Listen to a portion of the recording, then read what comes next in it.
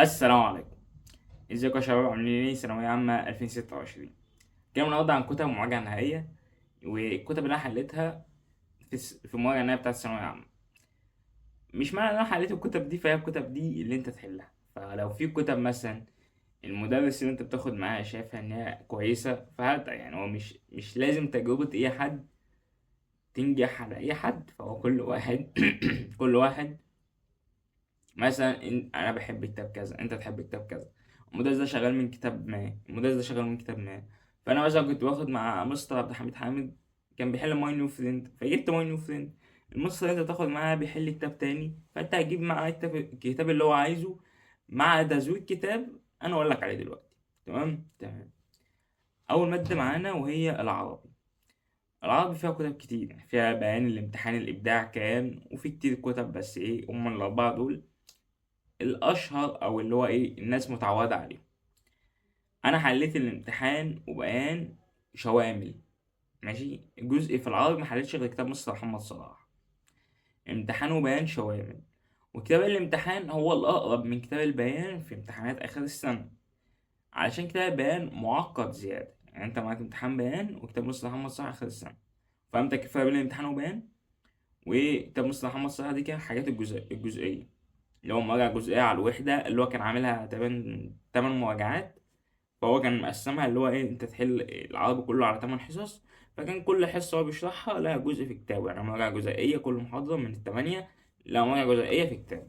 تمام تمام. والامتحان وبيان زي ما فهمتك، الامتحان أقرب الامتحان آخر السنة، علشان امتحان آخر السنة مبيجيش بالصعوبة بتاع كتاب بيان. بس لو كتاب لو الامتحان جه صعب في آخر السنة هيكون بيان الأقرب. فأنت هات الاتنين، الامتحان وبيان كشوامل، الاتنين بيبقى فيهم 40 امتحان. وامتحانات العربي يعني لو بتحلها مع نفسك في البيت هي مش تاخد ساعة. تمام، يعني هو امتحان مش هيكمل ساعة إن شاء الله. فهو أنت إيه، حاول تحل شوامل كتير مع بداية المراجعة. تمام، يعني نظام المراجعة بتاع، يعني أنا كنت بحب أحل الشوامل عن المراجعات الجزئية. عشان كده هتلاقيني في معظم المواد بقول لك أنا حليت دي وده شامل، وحليت كتاب واحد بس مراجعة جزئية. علشان لو انت مشيت ورا نظام مدرسين فانت مش هتحل غير 5 امتحانات 6 امتحانات شوامل بالكتير قوي. ماليش دعوه بقى بالشامل اللي هو يعملوا لك على المنصه اللي هو شامل مراجعه جزئيه والكلام من ده. ده كله يعني حوار بيبقى فاكسان. انا عايز امتحان شامل على المنهج كله.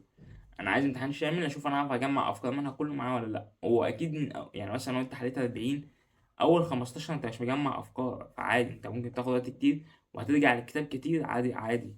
انت لسه ما دخلتش امتحان اخر السنه ماشي، فهو دي مش مشكله. فانا هتلاقيني بقول لك ده كتابين شوامل وكتاب واحد بس جزئي. فهو ده النظام اللي كنت ماشي عليه، شوامل كتير جزء قليل عشان احل شوامل كتير وادور على الشوامل اكتر. الانجليزي. الانجليزي فيه المعاصر وجيم وماي نيو فريند وي 1 وكتاب العمالقة. المعاصر والجيم، يعني المعاصر اسئلته مش زي اسئله نفس الاسئله بتاعت اول السنه، فبلاش منه ما جبتوش الصراحه. وكتاب جيم يعني ما جربتوش خالص تالت ثانوي فما اعرفش ايه النظام بتاعه.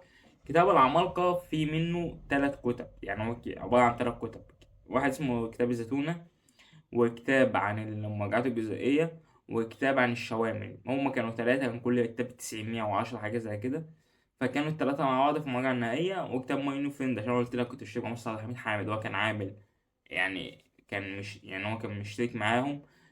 كان بيحل الامتحانات الشاملة بتاعتهم، كانوا عاملين كتاب في 120 امتحان شامل. هو أكيد ما اتحلوش كلهم بس اتحل معظمهم. اللي هو كان مستر عبد الحميد حامد 120 امتحان كتاب ماي نيو فريند. تمام تمام. كتاب سينيور السنة دي اللي عامل شغل جامد. فأنا لو أرشح لك اتنين فهو العمالقة وسينيور. تمام. وكمان سينيور عامل اللي هو فيه كده كتاب عامله 50 قطعة. فالكتاب ده لو انت شوف كده PDF أو أي حاجة، حاول تضرب نفسك على القطعة عشان في ناس كتير بتسأل على القطعة. القطعة ما هي إلا تدريب، ومش كل كلمة جديدة تقابلها في القطعة لازم تحفظها. امتحان آخر السنة مش يعني انت لو هتقعد تجمع في الكلمات ده كلها ممكن امتحان آخر السنة يجيب لك قطعة بعيدة عنها، وانت مثلا تعرف معنى الكلمة. مش مطلوب منك ان انت تحفظها. يعني انت مش مطلوب منك انت تجيب كل كلمة وتترجمها وتحفظها، ده غير مطلوب منك. دي كده عربي وانجليزي. المواد العلمية اللي بخش عليها لو انت لسه ما بدأتش، بس ده في المواد العلمية المراجعات بتاعتها في كتاب الامتحان بيبقى مقسم لك الأسئلة على حسب الدروس في المراجعة الجزئية. يعني انت مثلا رقم الفصل الاول كله مثلا فيزياء، مثلا لك الدرس الاول كذا، الدرس الثاني كذا، الدرس الثالث كذا، الدرس الرابع كذا، بالترتيب الاسئله، وبعدين في الاخر ب 20 سؤال مجمعين، لا مجمعين يعني محتاج مثلا من الدرس الاول والتاني والتالت وهكذا. ده لو انت لسه هتبدا هتعمل ايه؟ يعني انت هتذاكر الدرس وتحل عليه 30 40 30 20 سؤال عشان تلم الافكار وتخلص اكبر جزء، والمراجعات النهائيه مع المستر ذات نفسه هتجيب كتاب تاني بقى، علشان يعني ايه، تشغل يعني اكنك إيه داخل مراجعه نهائيه وانت مخلص قبل كده. وهكون زيك زي بتاع اول السنه، مش قوي بس تمام. يعني اول ماده معانا الكيمياء. كيمياء في كتب كتير، عندك مندليف، الوافد، التفوق، الامتحان، والايزو وافوكادو والكلام من ده. التفوق احسن. التفوق افكاره في المراجعه النهائيه الصراحه، انا حليت اقول لك، هو حليت التفوق والوافد والامتحان شوامل، وحليت الوافد بس مراجعه جزئيه. ليه ما جبتش مندليف؟ مندليف زي ما انا يعني مقتنع ان كتاب مستر عبد الجواد بتاع المراجعه النهائيه اللي هو كان 7 8000 سؤال ما اتحلش منه حاجه، يعتبر ما حلش مندليف في المراجعه النهائيه. كان جايب افكار المندليف كلها، فعشان كده ما كنتش جايبه، كنت جايب كتاب مستر محمد عبد الجواد اللي هو 8000 سؤال ولا 7000 سؤال، وما اتحلش منه يعتبر 1000 1000 ونص سؤال او 1000 سؤال من ده كله. بقولها لك هو عادي. فاللي انا حليتهم وفي امتحان تفوق شوامل، وفي بس جزئية الامتحان حاجات منه بس مش كله. كتاب مندليف لو عايز تبدله وتجيبه مع حد من التلاتة فتطلع الامتحان. ليه اطلع الامتحان؟ كتاب الامتحان في الكيمياء الأسئلة يا عالية قوي يا عادية، مفيش أسئلة مثلا اللي هو فكرة تلف وتدور حواليها، يعني تحس الأسئلة يا تتحل يا ما تتحلش حرفيا. فهو انت لو هتدخل كتاب مندليف فانت هتطلع الامتحان يبقى معاك التلاتة. الوافي، تفوق، مندليف. التفوق أصعبهم، الوافي أسألهم، مندليف هتلاقيه متوسط على الأسئلة اللي أنا كنت بتاعت أول السنة، عشان كنت جايبه في أول السنة كتاب مندليف. تمام تمام. تاني مادة معانا الفيزياء. الفيزياء معروفة امتحان ونيوتن، غير كده مفيش. يعني هو أنا شايف الفيزياء امتحان ونيوتن. خبير وسام وهم نفس الكتاب تقريبا، ده كله بحس إن هم تعليق مستوى. كتاب اللي لسه طالع جديد السنة اللي فاتت كتاب التفوق. كتاب التفوق السنة اللي فاتت كان معتمد اعتماد كلي على اكنك فيزياء بتحل رياضه مش بتحل فيزياء، فانت كنت تعتمد اكنك بتحل رياضه حرفيا، مثلثات وقوانين ويعني شغل رياضه بحت، فدي مش فيزياء. والفيزياء اصلا مع بدايه النظام الجديد مع متجهه مع النظر شويتين، واللي بيهتم بالنظر حلو قوي كتاب نيوتن، وكتاب مستر عبد المعبود. كده كده مستر عبد المعبود بيهتم بالنظر جامد. فهو انت معاك امتحان نيوتن وكتاب مستر عبد المعبود. الشامل بتاعت مين اللي حلتها يعتبر بنسبة أكبر كتاب الامتحان. الصراحة نيوتن محلش منه كتير، وهو يعني هو خليك، فأنا بقول لك أهو شوامل الامتحان ونيوتن، وحليت جزء الامتحان بس. الامتحان وعبد المعبود، يعني هاخدها تاني: جزء امتحان وعبد المعبود، شوامل الامتحان ونيوتن. أقول لك بقى ليه. يعني أنت لو هتحل شوامل على مراجعة المدرسين فمش هتحل غير خمسة ستة، فأنت خليك تحل شوية مع بداية المراجعة النهائية عشان ما توصل يعني تكون معتمد أنت داخل الأفكار كلها متجمعة في دماغك.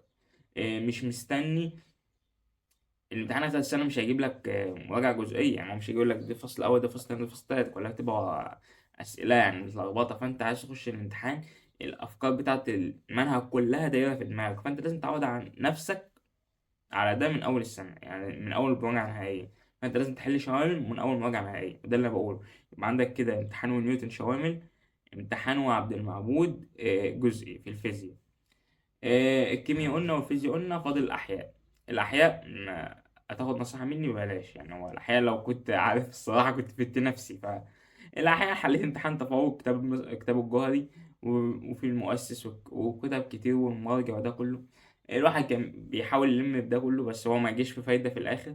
فالأحياء معرفش الصراحة. الأحياء معرفش إيه المفيد أوي فيها الصراحة. فأنت امتحان وتفوق وكتاب وكتاب الجوهري. امتحان وتفوق شوامل الامتحانات، وامتحان والجوهري جزئي. من هنا بقى يعني أنا اكتشفت مصطلح أحمد رضوان، يعني في بداية، يعني هو في نهاية المراجعة النهائية يبدأ تلاقي الامتحان عشان يجي يقول لي انت بدك تتكلم على كذا وانت كذا وانت كذا. فهو انا بقول لك اهو، يعني انا ما عرفتش مصطلح أحمد رضوان غير في نهاية المراجعة النهائية بداية تلاقي الامتحان. تمام. يعني لو انت تسأل، لو انت لسه أول مرة تشوف الفيديو، فأنا لنا فيديوهات قبل كده بتتكلم على الحياة بالذات، وكانت ضربة وكان ناس كتير بتنتقد في الكومنتات والكلام من ده. فكده احنا خلصنا تفوق احياء، تفوق ايه، كيمياء فيزياء احياء، فاضل الجيولوجيا. الجيولوجيا كتاب الامتحان وكتاب الجيو ماجد. لو انت بتاخد مع الجيو ماجد متاخدش مع الجيو ماجد، يعني خد مع حد متخصص. يعني مثلا خد مع جو ماجد، تقريبا كان في مستر من اسكندريه صاحب مستر عبد الجواد. فانت لو هتاخد خد مع حد متخصص، وهات كتابه بجواه كتاب الامتحان. كتاب الامتحان كان حلو في الجيولوجيا، وهم في الجيولوجيا بيرخموش الصراحه في اخر السنه، وبيجيبوا له اسئله سهله، والاسئله من اسئله السنين السابقه عادي جدا. وده كان نهاية الفيديو بتاعنا. متنساش تصلي على النبي في الكومنتات، والسلام عليكم ورحمه الله وبركاته.